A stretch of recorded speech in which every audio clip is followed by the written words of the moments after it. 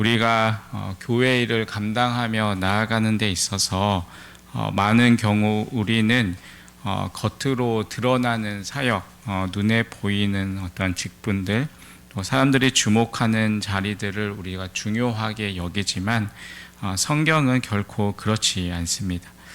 하나님은 교회를 세우실 때 눈에 띄지 않는 수많은 사역들을 함께 세우셨고 또 그 하나하나를 존귀하게 여기셨습니다. 역대상 26장은 바로 그런 보이지 않는 자리, 그러나 너무나 중요한 자리에서 충성된 그러한 자들의 이름을 하나하나 기록하고 있습니다. 단순히 그 한 사람들의 이름들을 기록하고 있는 것처럼 보이지만 이 속에는 하나님의 나라를 세워가는 원리와 또 하나님의 마음이 깊이 새겨져 있습니다. 문을 지키는 자들, 또 성물과 보물을 맡은 자들, 또 외부와 내부를 감독하는 그러한 사람들, 이러한 사람들은 예루살렘 성전의 질서와 안전, 그리고 거룩함과 또 풍요를 책임지는 사람들이었습니다. 이 본문은 우리에게 이렇게 도전하고 있습니다. 너는 지금 하나님의 집을 어떻게 섬기고 있는가? 너의 자리는 작다고 여길지 모르지만 하나님은 그 자리를 지금 어떻게 보고 계시는가? 라고 말씀하고 있는 것입니다. 오늘날 교회도 마찬가지입니다. 교회 안에서도 묵묵히 자기가 감당해야 할 부분들을 우리 많은 분들이 또 감당하고 계십니다. 사람들은 잘 모를 수 있지만 하나님은 다 알고 계시고 또 그 섬김을 결코 잊지 않으십니다. 이 새벽 우리는 다시 한번 우리에게 묻고자 합니다. 나는 지금 하나님의 집을 어떻게 섬기고 있는가라는 것입니다. 그리고 오늘 이 말씀을 통해서 하나님이 귀히 여기시는 섬김의 자세는 무엇이고 또 우리는 그 자리에서 어떤 마음으로 이 사역들을 감당해야 할지를 함께 우리가 생각해 보고자 합니다. 하나님이 기억하시는 삶, 하나님이 기뻐하시는 섬김, 하나님이 세우시는 일꾼, 오늘 이 본문을 통해서 그러한 삶을 다시 우리가 갈망하고 결단하는 그러한 은혜의 시간이 되시길 간절히 바라겠습니다. 여러분, 그렇다면 하나님의 집을 잘 섬기려면 우리가 어떻게 해야 할까요? 첫 번째로 하나님의 집을 잘 섬기려면 우리는 보이지 않는 자리도 귀히 여겨야 합니다. 역대상 26장 1절에서 19절은 이 성전 문지기의 계보와 그들의 직무에 대한 기록을 하고 있습니다. 얼핏 보면 지나치기 쉬운 명단과 또 배치의 나열처럼 보입니다.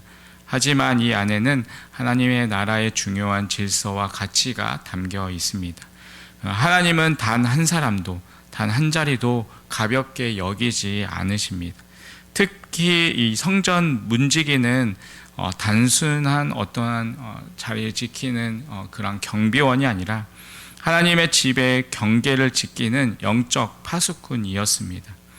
문지기의 사명은 눈에 띄지 않습니다.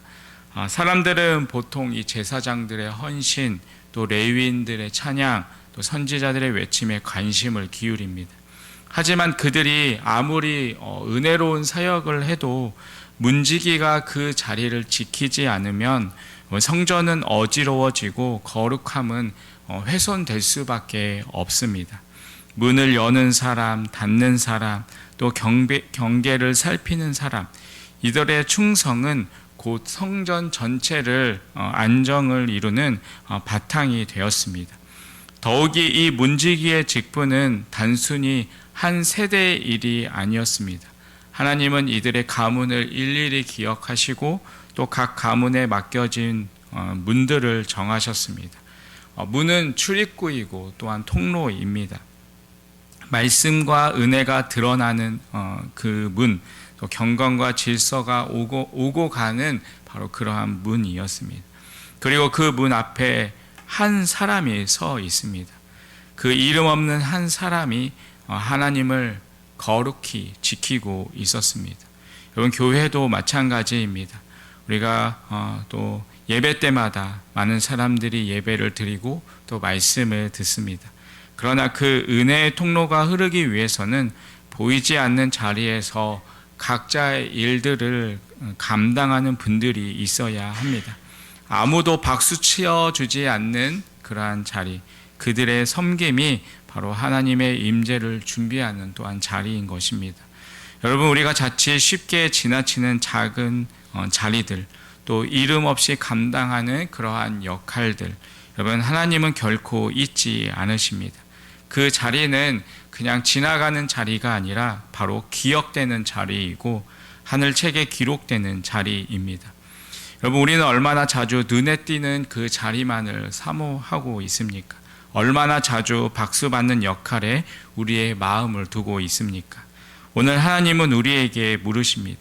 내가 아무도 보이지 않는 그 자리를 나를 위해서 지켜줄 수 있겠니? 여러분, 이 보이지 않는 자리에 충성하는 사람은 결국 하나님이 쓰시는 사람입니다. 예수님도 종의 형체를 입으시고 무명한 자로 이 땅을 섬기셨습니다. 그리스도인 제자인 우리는 낮고 조용한 자리에서 충성을 배우는 사람이어야 합니다. 혹시 지금 여러분이 감당하는 일이 너무나 작아 보이고 의미 없어 보인다면 다시금 기억해 보시기 바랍니다. 하나님은 문지기를 잊지 않으십니다. 하나님은 작은 섬김 속에 큰 영광을 담아 주십니다. 보이지 않는 그 자리에서 헌신하는 이들에게 주님은 이렇게 말씀하십니다. 잘하였다, 착하고 충성된 종아. 여러분, 이 새벽 그 자리로 다시금 돌아가시기 바랍니다. 여러분, 그 자리를 사랑하시기 바랍니다. 그 자리를 예배의 자리로 삼으시기 바랍니다. 하나님이 기억하십니다. 또한 하나님이 높이실 것입니다. 하나님의 집을 든든히 세우는 그 첫걸음은 보이지 않는 그 자리를 귀하게 여기는 것에서부터 시작이 됩니다. 하나님이 나에게 맡겨주신 그 자리를 위해 귀히 여기면서 묵묵히 충성되이 감당하는 그런 우리 모두가 되시기를 주님의 이름으로 간절히 축원드리겠습니다. 두 번째로, 하나님의 집을 잘 섬기려면 우리 맡은 역할에 충성해야 합니다. 20절에서 28절까지는 레위 사람들 중에서 하나님의 전에 재정을 맡은 이들의 명단이 소개됩니다. 여기에는 게르손 자손 중 이 라단의 자손들, 또 스무엘과 그의 형제들, 그리고 아므란 자손 중에 슬로밋과 그 형제들이 등장합니다. 이들은 단지 회계나 장부를 관리하는 것이 아닙니다. 하나님께 드려진 성물을 정직하게 그들이 관리하고 전쟁에서 얻은 전리품, 또 헌물, 또 이 11조 등 하나님께 드려진 모든 것을 구별해서 다루는 그러한 사명을 맡았습니다. 이 재정을 다룬다는 것은 단순히 숫자만을 계산하는 것이 아닙니다. 하나님께 드려진 것, 즉 성도들의 믿음과 눈물, 땀과 헌신이 담긴 소중한 것을 만지는 일입니다. 그리고 그 일을 맡은 사람은 누구보다도 조심하고 겸손하고 또 실실해야 합니다. 왜냐하면 그것은 하나님의 것을 대하는 것이기 때문입니다. 오늘 본문의 26절과 27절에 보면 이렇게 기록하고 있습니다. 이 슬로못과 그 형제는 그 성물의 모든 곳간을 맡았으니 곧 다윗 왕과 가문의 우두머리와 천부장과 백부장과 군대의 모든 지휘관이 구별하여 드린 성물이라. 그들이 싸울 때 노력하여 얻은 물건 중에서 구별하여 드려 여호와의 성전을 계수한 일과라고 기록하고 있습니다. 그러니까 이들이 단지 맡은 일들은 어떠한 관리자가 아니라 성전 사역의 기초를 다지는 그러한 손이었습니다. 사람들은 이들의 이름을 잘 기억할지 모르지만 이들의 충성과 또한 이들의 정직이 없었다면 하나님의 전은 세워질 수 없었습니다. 이것은 오늘날 교회에서도 마찬가지입니다. 강단에서 말씀을 전하는 목회자도 중요하지만 또 예배를 위해서 조용히 준비하는 그러한 섬긴들이 모여서 교회가 온전히 세워지는 것입니다. 여러분, 하나님은 이 일을 맡기실 때 능력보다 충성을 먼저 보십니다. 그래서 고린도전서 4장 2절에서도 이렇게 말씀합니다. 맡은 자들에게 구할 것은 충성이니라. 하나님은 여러분이 어떠한 자리에 있든지 어떠한 역할을 감당하든지 그 자리를 어떻게 섬기고 있는지를 보고 계십니다. 때로는 사람들이 안아주지 않아도 또 칭찬하지 않아도 격려 한마디를 듣지 못해도 여러분, 하나님은 결코 잊지 않으십니다. 무엇보다 중요한 것은 이들이 하나님의 집을 위한 일이라는 분명한 목적을 가지고 충성했다는 점입니다. 26절에 보면 그들이 맡은 일은 단순한 관리가 아니라 여호와의 전을 수리하고 견고하게 하려는 목적이었습니다. 즉 하나님의 나라를 세우는 일에 자신이 맡은 작은 역할이 얼마나 중요한지를 그들이 인식하고 있었습니다. 여러분, 우리도 같은 마음을 가져야 합니다. 내가 맡은 이 작은 일 하나가 또 하나님의 나라를 세워가는 벽돌 한 장이라는 그러한 믿음으로 충성하시기 바랍니다. 여러분, 그리고 그 작은 충성들이 모여서 교회를 든든히 세우고 세대에서 세대로 신앙을 전수하는 역사를 이루게 됩니다. 혹시 여러분이 섬기고 있는 일들이 너무나 평범해 보이십니까? 여러분, 사람들이 별로 주목하지 않는 자리인가요? 여러분, 그렇다면 오히려 감사하십시오. 왜냐하면 하나님은 은밀한 중에 보시는 분, 또 숨은 충성을 기뻐하시는 분이시기 때문입니다. 여러분, 충성된 사람에게 하나님은 더 큰 일들을 맡기십니다. 오늘도 여러분의 그 작은 충성, 또 조용한 그 헌신을 통해 하나님의 집은 세워지고 또 그분의 영광은 드러납니다. 여러분, 그 자리에서 흔들리지 말고 맡은 사명을 끝까지 감당하시는 그런 여러분의 삶이 되시기를 간절히 주님의 이름으로 축원드리겠습니다. 마지막으로 하나님의 집을 잘 섬기려면 하나님이 주시는 지혜로 그것들을 감당해야 합니다. 오늘 본문의 마지막 부분에는 이제 레위 자손 중에서 외적인 업무, 곧 이스라엘 백성들의 재판과 행정적인 일, 국관과 재물의 관리, 그리고 요단 동편 지파들의 통제를 맡은 이들이 언급되고 있습니다. 일반적으로 우리는 성전 본사라고 하면 제사나 또 예배의 영역만을 떠올리기 쉽지만 하나님은 지금 성소 안에서뿐만 아니라 성소 밖에서의 실무 영역에도 충성된 섬김을 요구하셨습니다. 이들이 맡은 일은 행정이었고 또 지도였고 또 질서는 세우는 일이었습니다. 한마디로 하나님의 나라의 기반을 다지는 그러한 섬김이었습니다. 30절에서 32절의 말씀을 주목해 보면 다윗은 그들 중에서도 특히 능한 자들 또 지혜로운 자들을 골라 이 사역을 맡깁니다. 여기서 능한 자들은 단순히 유능하거나 재능이 많다라는 의미가 아니라 신뢰받을 만한 성품과 지혜 또 경건한 분별력을 갖춘 자들을 뜻합니다. 그러므로 이 본문은 단지 어떤 행정 능력이나 조직 운영 능력을 강조하는 것이 아닙니다. 하나님의 일을 감당하려면 무엇보다 하나님의 지혜가 필요하다라는 사실을 우리에게 일깨워 줍니다. 이것은 오늘날 교회에도 매우 중요한 메시지입니다. 교회는 말씀과 기도로 세워지지만 동시에 또 사람과 사람들이 서로 부딪히며 함께 사는 공동체이기 때문에 갈등이 생기고 또 문제를 조율해야 할 때가 많습니다. 사역자나 중직자 또 봉사자들이 말씀을 들은 후 그것을 삶에 적용하고 또 조율하는 지혜로운 실천자로 서야 합니다. 이때 필요한 것은 단지 경험이 아니라 하나님의 마음을 품는 그 영적인 통찰력과 또 분별입니다.